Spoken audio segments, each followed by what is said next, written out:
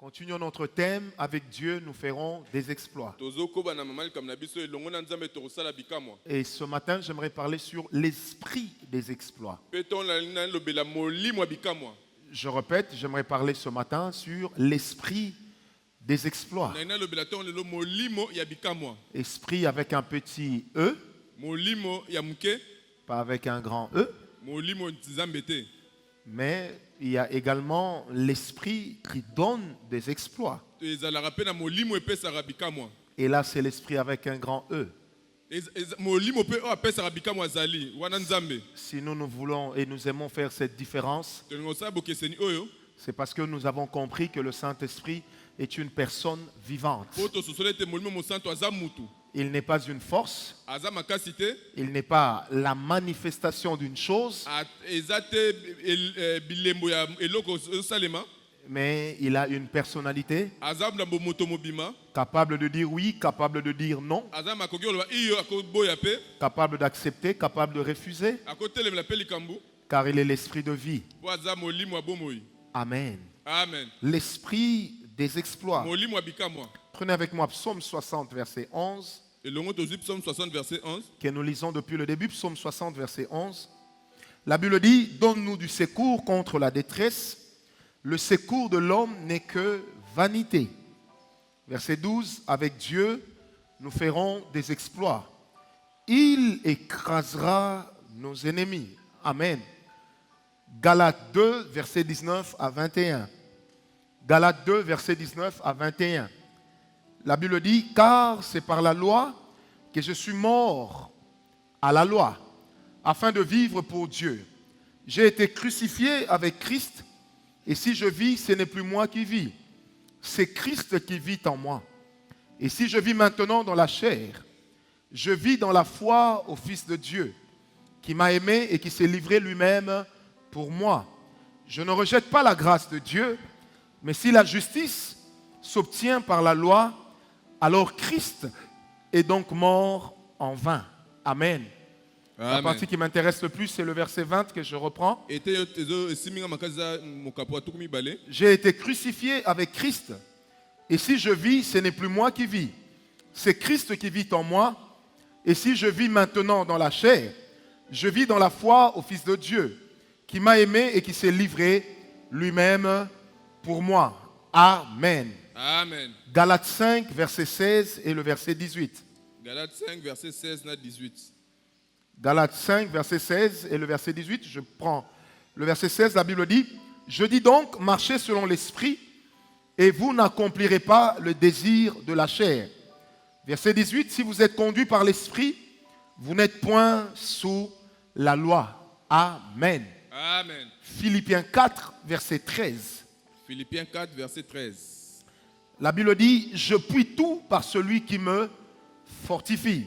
Je reprends, je puis tout par celui qui me fortifie. Amen. L'apôtre veut tout simplement dire, de par moi-même, je ne peux rien. Mais c'est si je suis avec l'Esprit de Dieu que je pourrai tout faire. Est-ce que quelqu'un est avec moi? Est-ce que nous pouvons acclamer la parole du Seigneur? L'esprit des exploits.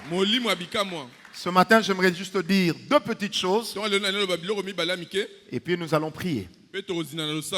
Amen. Amen. La première chose que j'aimerais dire est celle-ci. C'est que la capacité de réaliser des exploits avec Dieu,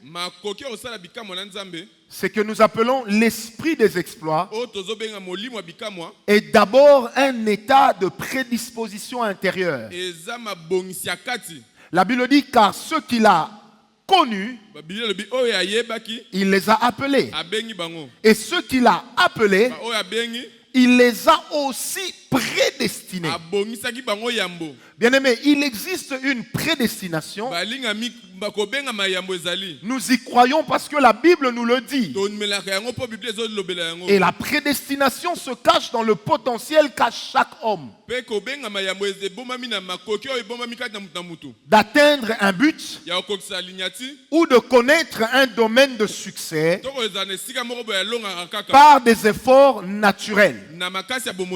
Et sachant que nous ne sommes pas nés en vain, chacun de nous est né avec un plan de Dieu dans sa vie. On ne réussit pas parce qu'on est beau. On ne réussit pas parce qu'on a étudié. On ne réussit pas parce qu'on est instruit. On ne réussit pas parce qu'on est grand. Il y a vers les années 90, on avait connu 2 grands basketteurs dans le monde. Ou même 3, il y avait Michael Jordan. Il y avait Magic Johnson. Et puis il y avait un là qui est devenu acteur de cinéma. Au point qu'à chaque fois qu'on voyait un homme élancé, on avait l'habitude de dire, mais il a la taille d'un basketteur. Donc forcément qu'il a le potentiel d'être riche. Mais on s'est rendu compte que les gens ne deviennent pas meilleurs à cause de leur taille. Mais ils deviennent meilleurs d'abord à cause de ce qu'ils font, de leur prédisposition intérieure. Chacun de nous a ses prédispositions. Alors ce que nous appelons un esprit en nous, ce matin, ça n'a rien à voir avec le spiritus, mais ça a quelque chose à voir avec l'environnement intérieur qui accepte ce que nous sommes. Il est difficile de réussir avec Dieu lorsqu'on n'est pas capable de croire en soi-même. Celui qui croit en soi-même, il développe des prédispositions au succès. Il est difficile que Dieu agisse au travers d'un homme qui ne croit pas en lui-même. Bien-aimé, Dieu c'est le Dieu des surprises. Mais Dieu ne fait pas chaque chose par surprise. Il peut arriver qu'il fasse des surprises, mais il ne fait pas des surprises à tout moment. Alors quand un homme commence à croire à ce que Dieu a mis en lui, il commence à prendre de l'assurance. Mais l'assurance ne doit pas nous amener à l'orgueil. L'assurance devrait nous amener à considérer davantage la grandeur de Dieu. Bien aimé, il est important de savoir que ceux qui réussissent, ils ont le sang comme nous. Ils sont comme nous. Ils ne réussissent pas parce qu'ils sont exceptionnels. Mais leur exception se manifeste parce qu'ils ont développé un esprit. Ils ont développé un autre état d'esprit. Ils ont développé des prédispositions qui les amènent simplement à croire qu'eux aussi ils le peuvent. Bien aimé, j'ai aimé ce qu'un journaliste avait dit. À un moment, il y a un président d'un pays africain qui avait dit ceci, que désormais dans son pays, pour être pasteur d'une église, il faut avoir fait la théologie. Et ce journaliste a posé la question. Si pour être pasteur, on doit faire la théologie, et pour être président, on doit étudier quoi? La présidentiologie? Ça n'existe pas. On a vu des médecins qui sont devenus des chefs d'État. Au Bénin, aujourd'hui, c'est dirigé par un homme d'affaires. Au Ghana, c'est dirigé par un homme d'affaires. Il y a des pays d'Afrique dirigés par des ambianceurs. Il y a des pays d'Afrique dirigés par des gens au diplôme douteux. En Afrique, il y a des gens, on sait que ils ils n'ont même pas quelqu'un qui peut dire j'ai étudié avec lui. Mais ils ont présidé à la destinée des nations. Alors, ils n'ont pas réussi parce qu'ils avaient la science. Mais ils ont d'abord réussi, ou ils peuvent réussir, d'abord parce qu'ils ont des prédispositions qu'ils développent. Alors j'aimerais dire à quelqu'un ce matin, tu n'es pas en retard. Tout ce qui te manque, c'est de prendre la décision de croire en toi-même. Bien aimé, on ne peut pas se battre dans la vie là où on n'a pas commencé à croire à un potentiel. J'aimerais dire à quelqu'un ce matin, le regard de Dieu pour toi passe également par le regard que toi-même tu as sur toi. Si je commence à jouer avec la vie du péché, ça veut dire que quelque part je commence à ignorer qui je suis. Dieu ne m'empêchera pas de pécher. Jamais. Est-ce que quelqu'un m'a compris? Mais par rapport aux choses auxquelles je crois, par rapport au potentiel que je crois posséder, je vais commencer petit à petit à développer des prédispositions. Comme quoi il y a des prédispositions avec lesquelles je nais, mais il y a aussi des prédispositions que je développe au cours du chemin. Est-ce que quelqu'un m'a compris? Amen. Bien aimé, personne ne peut croire en toi plus que toi-même. Qu'on ne vous trompe pas. Quand tu fais une bêtise, il y a toujours quelqu'un pour dire que ce que tu as fait est bien. Il y a toujours quelqu'un pour excuser ta bêtise. Il y a toujours quelqu'un pour appuyer tes tares. Et ce que tu ne dois jamais oublier, et cela est un principe, ceux qui t'acclament aujourd'hui, devant l'échec demain, ils vont t'abandonner. La trahison est un potentiel humain. On ne peut pas croire en un homme plus qu'on croit en Dieu. Les mêmes qui t'applaudissent aujourd'hui, demain ils vont t'abandonner si leurs intérêts changent. Est-ce que quelqu'un me comprend? C'est pourquoi, bien aimé, un homme qui développe le potentiel des exploits, un homme qui développe l'esprit d'exploit, est un homme qui atteint la dimension de dire, même si tout le monde m'abandonne, j'atteindrai le but. Quelqu'un m'a donné un amen. Bien aimé, même si tout le monde m'abandonne, je dois atteindre le but. Parce que atteindre mon but, c'est là ma préoccupation principale. Peu importe avec qui je l'atteindrai, mais ce qui est sûr, j'atteindrai le but. Le frère Paul parle à Timothée. Il lui dit, tu connais comment ces gens nous ont trahis sur le chemin. Ces gens qui ont été à nos côtés comme des faux frères. Il cite le nom d'Alexandre et un deuxième. Mais il dit, mais toi Timothée, combat le bon combat de la foi. Est-ce que quelqu'un m'a compris? Amen. Bien aimé, dans la vie avec Dieu, il peut arriver quand tu développes l'esprit des exploits, ce qui doit impérativement arriver, c'est que tu ne développeras pas une dépendance aux autres, mais tu dois développer une dépendance au Saint-Esprit. Parce que Dieu peut changer les pions à côté de toi, mais Dieu ne changera pas de vision dans ta vie. Je répète, Dieu peut changer les pions à côté de toi, mais Dieu ne changera pas la vision de ta vie. Bien-aimé, dans Acte 13, Paul est allé en mission avec Silas.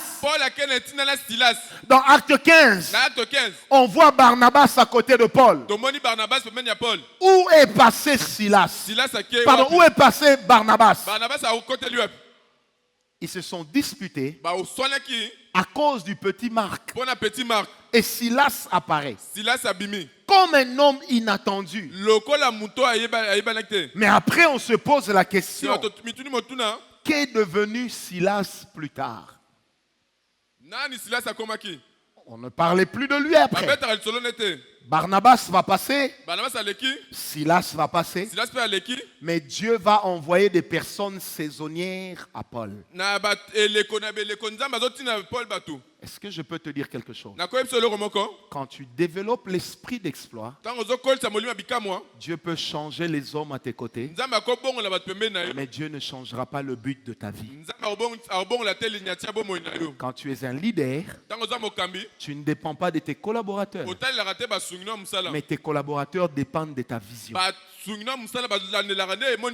Et celui qui ne peut pas souscrire à ta vision n'a pas de place à côté de toi. On peut discuter sur les moyens de réaliser la vision, mais on ne peut pas discuter sur la vision. Quelqu'un m'a compris? Amen. On peut discuter sur les moyens de réaliser la vision, mais on ne peut pas discuter ni débattre sur la vision. Il n'y en a qu'une seule. Est-ce que quelqu'un m'a compris? Amen. Alors quand tu as un esprit d'exploit, tu comprends une chose. Peu importe qui est à mes côtés, l'essentiel c'est que j'atteigne mon but. Est-ce que quelqu'un me comprend? Amen. C'est pour dire ceci. La chose la plus grande, ce n'est pas qui est avec toi. La chose la plus grande, c'est comment tu vas atteindre ton but. Bien aimé, l'exploit ne peut jamais arriver dans la vie d'un homme qui n'a pas d'idéal. Il faut avoir un idéal afin que lorsqu'on atteint un but ou lorsqu'on réalise un exploit, qu'on soit capable de peser ce qu'on vient de réaliser. Bien aimé, il n'y a pas une vie d'action de grâce sans qu'il n'y ait eu des attentes au départ. Nous rendons grâce à Dieu parce que nos attentes ont été satisfaites. Donc là où il n'y a pas d'attente, là où il n'y a pas de vision, il est difficile qu'il y ait des actions de grâce. Comment dire merci à Dieu là où on n'est pas capable de dire que j'ai réussi ici, j'ai échoué là-bas? Ce matin, j'aimerais dire à quelqu'un, tu n'es pas né pour échouer, mais tu es conditionné. Et la chose qui te conditionne, c'est d'abord ton intimité avec le Saint-Esprit. Et cette intimité va conditionner ensuite la taille de ton succès. Est-ce que quelqu'un me comprend? Amen. C'est pourquoi je prie Dieu ce matin qu'il t'accorde le succès. Nonobstant tes défauts, que Dieu te donne du succès. Pas pour faire la promotion de tes défauts, mais pour faire la promotion de ton Dieu. L'apôtre Paul dit ceci: si je vis, ce n'est plus moi qui vis, mais c'est Christ qui vit en moi. Bien aimé, lorsque l'esprit de Christ habite en vous, c'est un esprit qui ne connaît pas d'échec.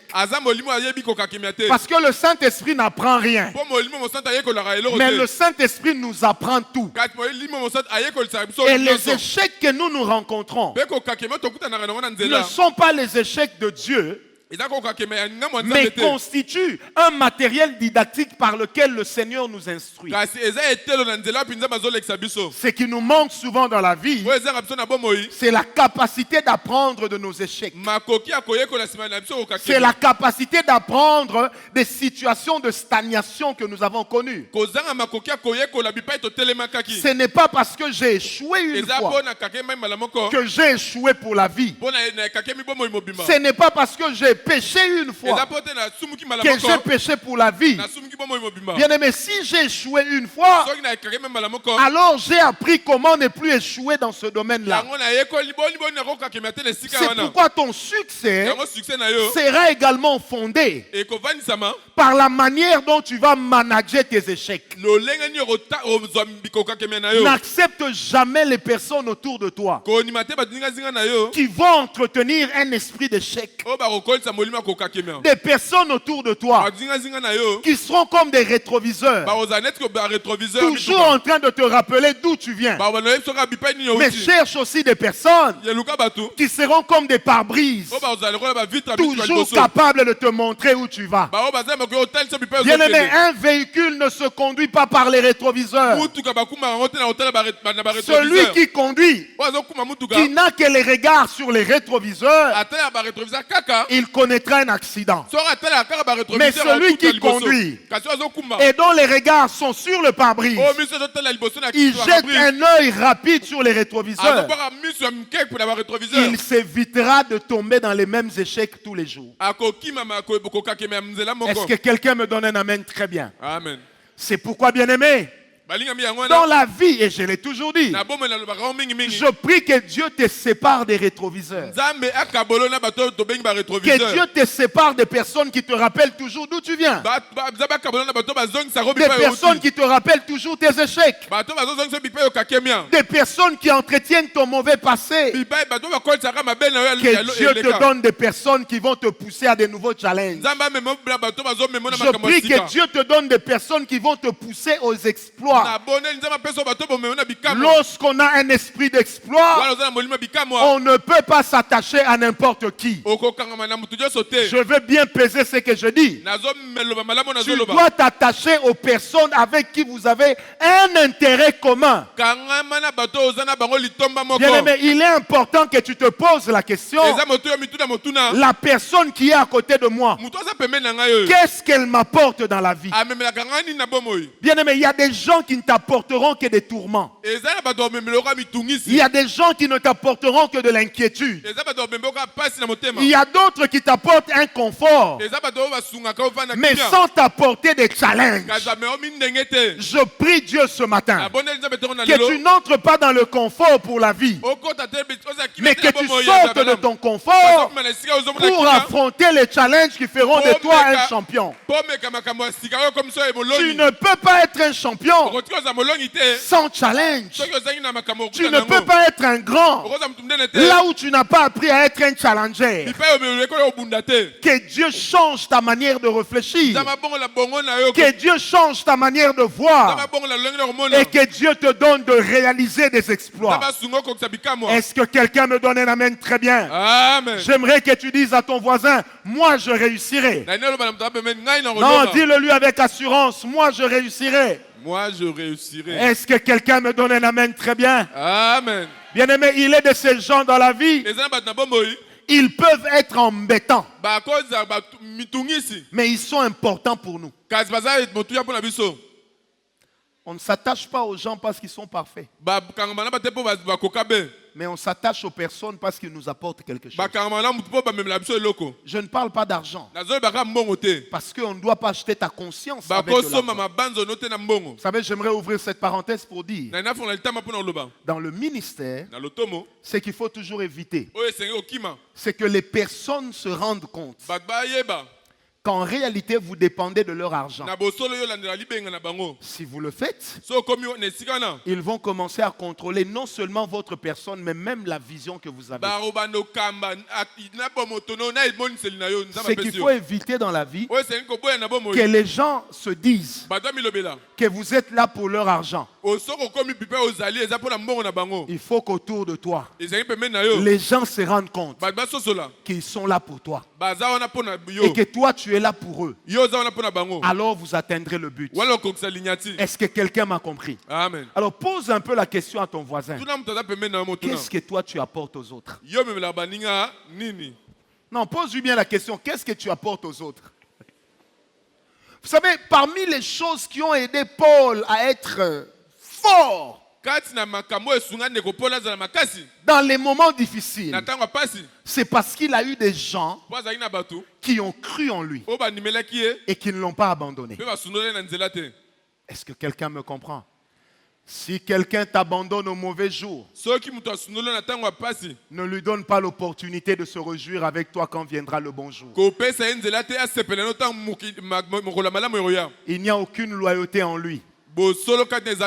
Il n'y a rien de pire dans la vie que de s'entourer de personnes qui ne sont pas loyales. Parce qu'un homme qui n'est pas loyal, c'est un homme qui vous a déjà tué dans son cœur. Tout ce qu'il cherche, c'est l'occasion pour vous donner un coup fatal. La loyauté vaut mieux que la capacité. Je préfère un homme loyal qu'un homme compétent. Parce que si un homme compétent n'est pas loyal, il mettra sa compétence au travail de votre destruction. Le jour où tu deviendras ministre, Alain, que Dieu te donne d'abord des personnes loyales que toi-même tu rendras capable. La loyauté, c'est la valeur à laquelle on s'attache d'abord. Ensuite, la compétence, elle vient accompagner la loyauté. Bien-aimé, je ne sais pas ce que Timothée représentait pour Paul. Je ne sais pas ce que Philémon représentait pour Paul.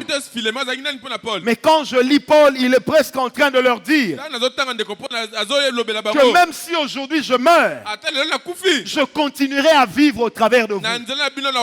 Parce que lorsqu'on vous verra, on pourra dire que Paul a eu des hommes de valeur. Dis à ton voisin la loyauté. Non, dis-le lui bien, la loyauté. Un homme d'exploit n'abandonne pas parce qu'on a eu un problème. Il n'abandonne pas parce qu'on a connu un obstacle. Mais les obstacles nous donnent le mental pour mieux avancer. Bien-aimé, dans la vie avec Dieu, Dieu acceptera que certains conflits naissent pour vous donner d'avoir le front dur, pour vous permettre d'être capable de donner la tête sur le mur, tout en sachant que votre crâne va résister. Je ne sais pas pourquoi je le dis ce matin, mais je parle comme dans une école de leader. Vous ne serez pas un bon leader si vous n'êtes pas capable de survivre aux échecs. Vous ne serez pas un bon leader si vous n'êtes pas capable de survivre à vos ennemis. Vous ne serez pas un bon leader si les trahisons vous arrêtent. Vous connaîtrez des trahisons. Survivez aux trahisons. Oh, donne-moi un amen. Amen. J'ai dit, vous connaîtrez des trahisons. Survivez aux trahisons. Ce qui fait la force d'un homme avec Dieu, d'un homme qui a un caractère d'exploit. Le secret est simple. Si devant les gens, il peut ne pas pleurer, mais il y a un endroit où il apprendra à pleurer. C'est d'abord dans la présence de Dieu. Vous savez, j'ai un ami aujourd'hui qui est en Afrique du Sud. Un jour, il me disait ceci. Il dit, Francesco, tu sais, un homme ne pleure pas comme ça, bêtement. Il dit, il faut pleurer comme le poisson dans l'aquarium. En réalité, quand un poisson pleure dans l'eau, personne ne peut voir ses larmes. Parce que ses larmes sont confondues à l'eau. Simplement parce que ces larmes ont l'aspect de son environnement. Je connais un lieu là où Dieu accepte qu'on pleure. Je connais un lieu là où Dieu accepte qu'on se lamente. Je connais un lieu là où Dieu agrée nos larmes. Je dirais même, je connais un lieu où Dieu accepte notre révolte. Ce lieu, c'est dans sa présence.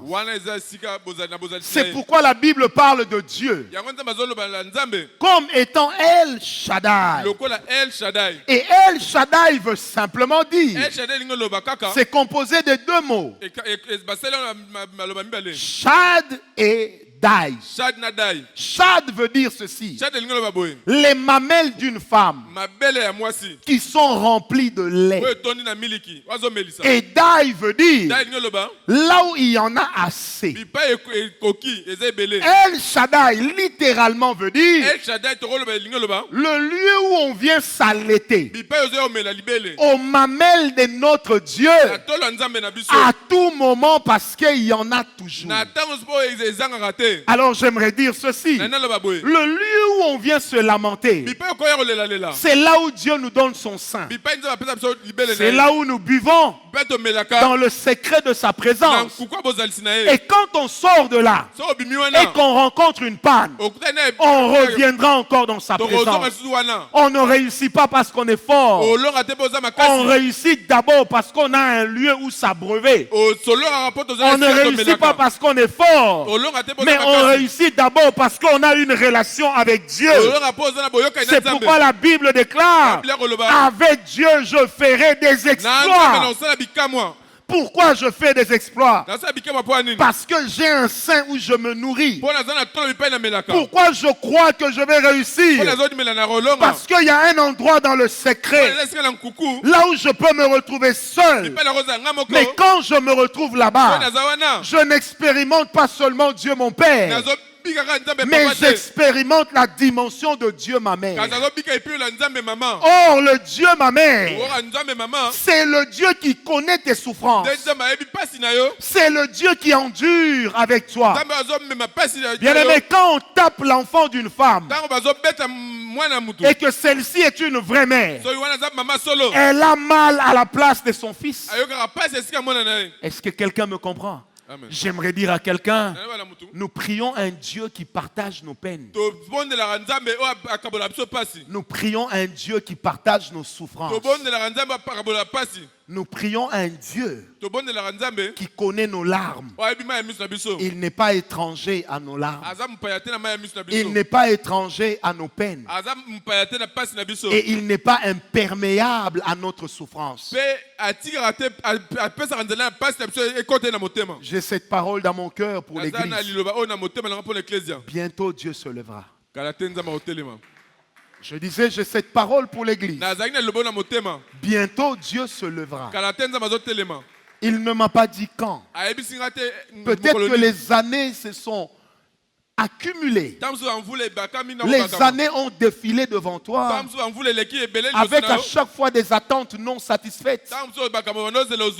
J'aimerais te dire, notre Dieu n'est jamais en retard. Il vient toujours en son temps, car il est écrit dans sa parole: Dieu fait chaque chose bonne en son temps. Aujourd'hui tu as les larmes dans les yeux, mais bientôt tu entreras dans le jour de ta fête. Aujourd'hui tu as mal à l'estomac. Quand tu réfléchis, il n'y a pas de solution. Mais je connais un Dieu qui a dit: je suis El Shaddai. Je te donnerai le lait de ma solution. Je t'abreuverai de mon lait. Je te mènerai sur de verts pâturages. Je dresserai une table en face de tes ennemis. Je oindrai d'huile ta tête.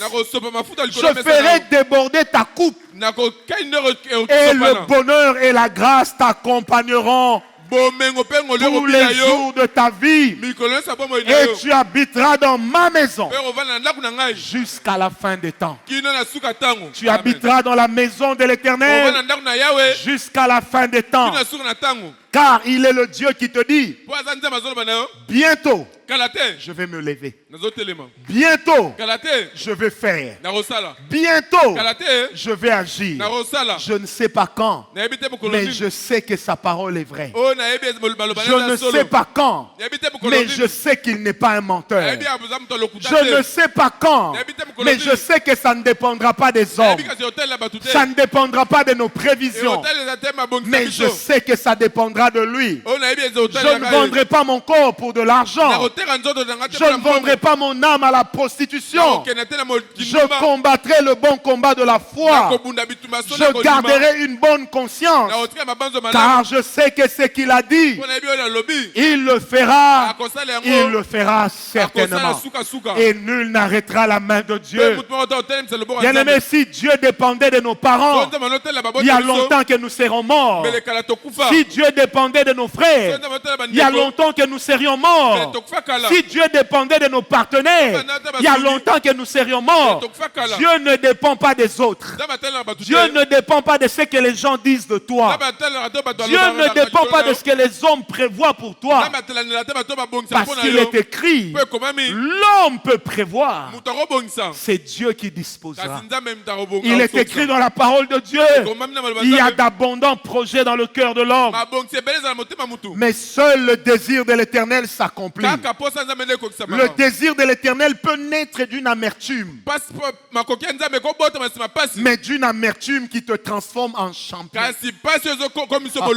Dieu n'a jamais dit que tu réussiras à tous les coups. Mais il m'a seulement dit, je serai avec toi. C'est ce que Dieu a dit. Dieu n'a jamais pris un engagement pour te dire que tu vas réussir dans tout. La Bible ne le dit pas. Mais la Bible dit, je serai avec toi. La présence de Dieu aux côtés d'Israël n'a pas empêché à Pharaon de se lever. Les miracles de Dieu pour Israël n'ont pas empêché à l'armée de Pharaon de les poursuivre dans le désert.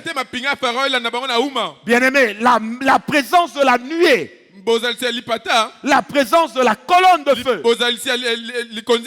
n'ont pas empêché à ce que les ennemis se lèvent autour d'Israël. Mais la Bible déclare, même si tes ennemis te barricadaient, moi l'Éternel, je serai avec toi. Ce qui veut dire que si tes ennemis te compressent, te pressent, te prennent en étau, même dans le moment de l'étau, si tu es avec Dieu, la pression va augmenter. À un moment, la pression fera que les murs s'écroulent. J'aimerais dire à quelqu'un de la part de Dieu, tu peux subir la pression de la pauvreté. Tu peux subir la pression du chômage. Tu peux subir la pression de la stérilité. Tu peux subir la pression des mauvais esprits. Tu peux subir la pression des mauvais rêves. Tu peux subir la pression des calomnies. C'est en train de concentrer ton Dieu. Bientôt, il y a un effet. Celui qui prend la bouteille de champagne, il la secoue. Il la secoue. Il la secoue. Quand il regarde, il n'y a que des petites bulles. Mais ces petites bulles ont déjà augmenté la pression qui fera que si vous n'ouvrez pas, la bouteille va se casser. Bien-aimé, là où tu es contenu, attache-toi à Dieu. La pression peut être forte, l'oppression peut être grande, mais Dieu exercera une pression sur ta pression. Il te fera exploser. Je m'en fous de ce que les gens disent. Je m'en fous de ce que les gens pensent. Je crois en un idéal. C'est celui que Dieu m'a donné. Je crois en une chose. C'est celui que Dieu m'a donné. Je crois en un objectif. C'est celui duquel Dieu m'a parlé. Augmentez la pression. Augmentez la pression. Vous augmentez la qualité de ma victoire. Augmentez la pression. Augmentez la pression.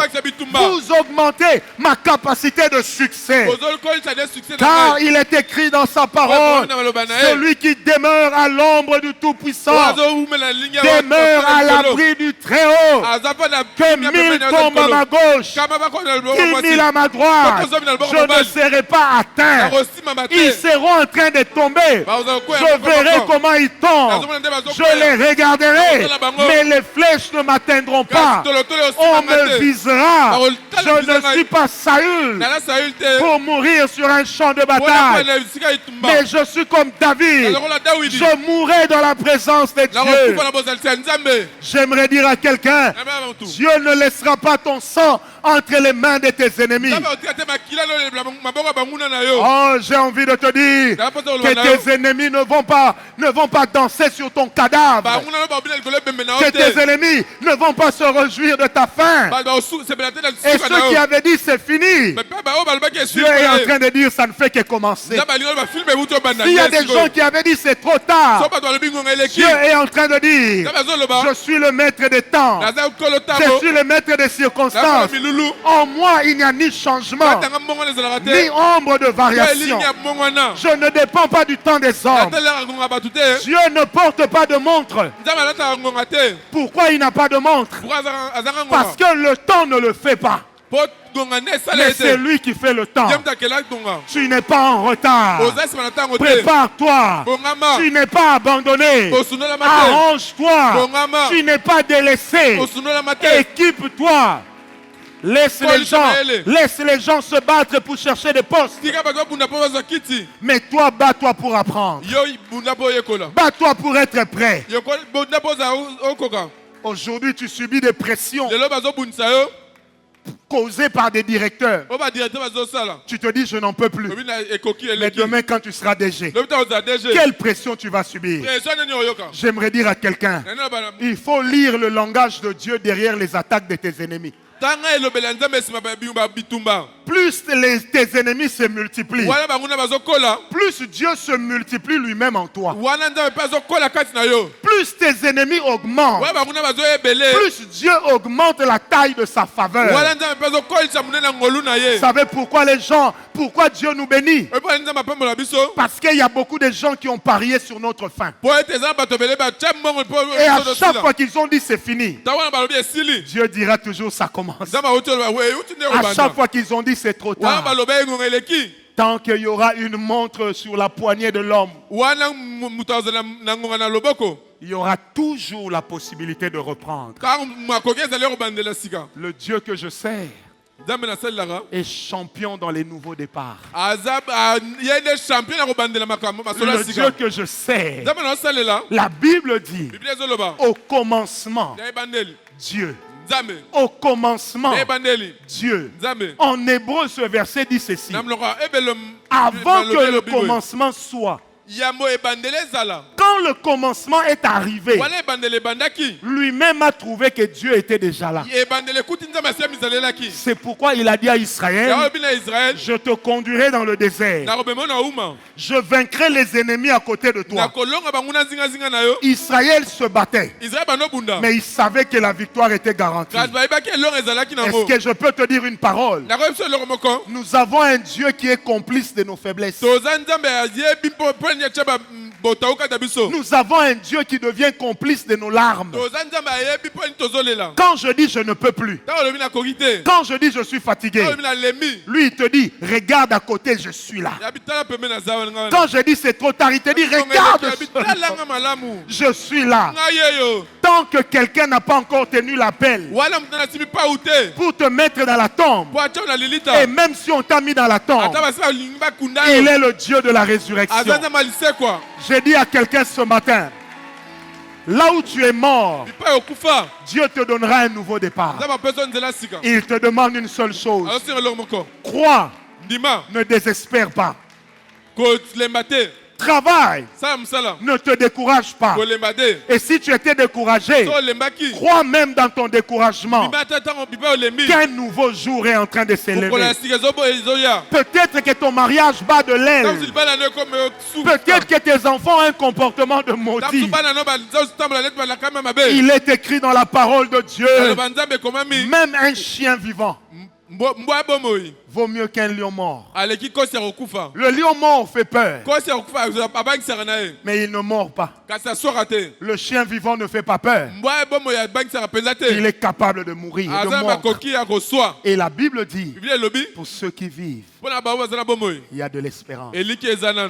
Seigneur, à moins que tu m'arraches la vie, à moins que tu me reprennes le souffle, à moins que tu dises qu'on ne me comptera plus au rang des vivants,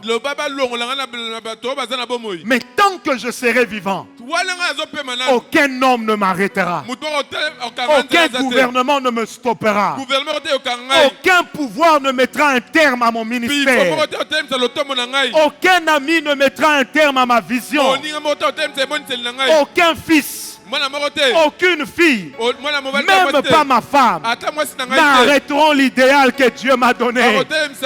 Car quand il m'a donné cet idéal, j'étais seul. Mais quand je l'accomplirai, nous serons nombreux.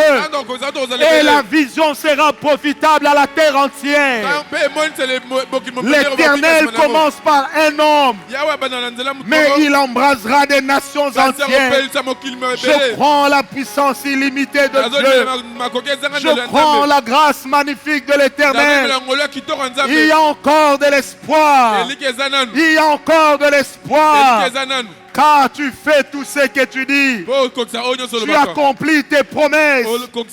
Même si elles tardent. Même si elles tardent. L'année a été difficile. Cette année a commencé difficilement. Elle ne se terminera pas comme elle a commencé. Car l'Éternel sera avec nous. Il accomplira sa parole. Il nous accordera sa grâce. Il nous bénira en son temps. Il est le Dieu fidèle. Père, j'aimerais te prier ce matin pour ceux qui me suivent et pour ceux qui sont devant moi. Je demande ta grâce, que tu relèves les cœurs languissants, que tu encourages les personnes fatiguées. Il est écrit dans ta parole, les jeunes gens se fatiguent, les vieillards se fatiguent. Les jeunes gens se lassent. Mais ceux qui se confient en l'Éternel, ils renouvellent leur force. Ils prennent leur vol comme l'aigle. Ils courent et ne se fatiguent point. Ils volent et ne se lassent point. Que l'Esprit qui nous permet d'être comme des aigles s'attache à nous. Et que notre succès ne soit pas saisonnier, mais que notre succès s'inscrive dans le plan de Dieu. Tu n'as pas dit tu réussiras dans tout, mais tu as seulement dit je serai avec toi. Dans notre entreprise, nous réussirons. Dans notre vie, nous réussirons. Devant nos challenges, nous réussirons. Devant nos challengers, nous réussirons. Il est le Dieu fidèle. Au nom de Jésus, nous t'avons prié. Merci Seigneur. Alléluia. Merci Jésus. Alléluia. Amen. Merci Jésus. Amen. Alléluia. Amen. Merci Jésus. Amen. Alléluia. Amen. Merci Seigneur. Amen.